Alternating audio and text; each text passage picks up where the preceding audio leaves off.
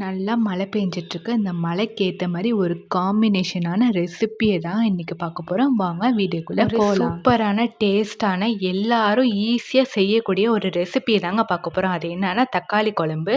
தக்காளிய வந்து நல்லா வாஷ் பண்ணிட்டு, ஒரு 10லேருந்து 20 தக்காளி கட் பண்ணி எடுத்துக்கோங்க. அப்புறம் 100 கிராம் வெங்காயம் எடுத்துக்கோங்க. சின்ன வெங்காயம். ஒரு கைப்பிடி அளவு வந்து கருவேப்பிலை எடுத்துக்கோங்க. 1 டீஸ்பூன் வந்து வெந்தயம் எடுத்துக்கோங்க. தக்காளிய நல்லா மிக்ஸியில போட்டு அரைச்சு எடுத்துக்கோங்க. தக்காளி அரைச்சு வச்சதுக்கப்புறம் இத எடுத்து ஓரமா வச்சுக்கோங்க. ஒரு கடாயில தேவையான அளவு எண்ணெய் ஊத்திக்கோங்க.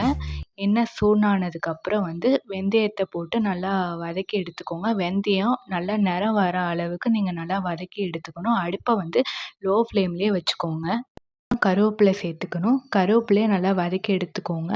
அடுப்ப வந்து லோ ஃப்ளேம்ல வச்சுக்கோங்க. கருவேப்பிலை வந்து கருகக்கூடாது. அந்த அளவுக்கு நீங்க நல்லா வதக்கி எடுத்துக்கோங்க. கட் பண்ணி வச்ச வெங்காயத்த வந்து நல்லா வதக்கிக்கோங்க. வெங்காயம் வந்து பொன்னிறம் வரணும். அந்த அளவுக்கு நீங்க நல்லா வதக்கி எடுத்துக்கணும். அடுப்ப வந்து லோ ஃப்ளேம்லயே வச்சுக்கிட்டு நல்லா வந்து வதக்கி எடுத்துக்கோங்க.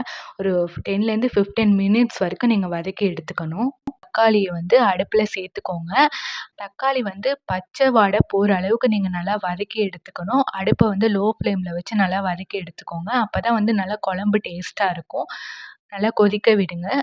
கொதிக்க விட்டுட்டு 1 டீஸ்பூன் வந்து மஞ்சத்தூள் போட்டுக்கோங்க. அப்புறம் 2 டீஸ்பூன் மிளகாத்தூள் போட்டு நல்லா கொதிக்க விடுங்க. நான் ஏற்கனவே வந்து புளிய ஊற வச்சுட்டேன். ஒரு எலும்பிச்சை சைஸ் அளவுக்கு புளி எடுத்து ஒரு 10 நிமிஷம் ஊற வச்சு, அந்த தண்ணிய தான் வந்து நம்ம குழம்புல சேர்த்துக்கிறோம். நல்லா கொதிக்க விடுங்க. கொதிக்க வச்சா தான் வந்து நல்லா குழம்பு வந்து டேஸ்ட்டா வரும்.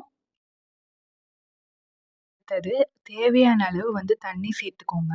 உங்க வீட்ல நெறைய பேர் இருந்தாங்கன்னா, அதுக்கேத்த மாரி நீங்க வந்து தண்ணி கலந்து நல்லா குழம்ப கொதிக்க விடலாம்.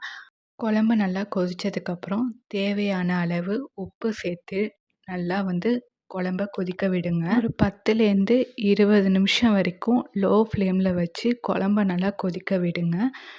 பாருங்க நம்ம குழம்பு வந்து எவ்வளோ கலர்ஃபுல்லா இந்த ரெசிப்பிய வீட்ல ட்ரை பண்ணி பார்த்துட்டு எப்படி இருக்குங்கிறத வந்து இந்த கமெண்ட்ல சொல்லுங்க. எல்லாரும் ஈஸியா செய்யக்கூடிய ஒரே ரெசிபி இதுதாங்க.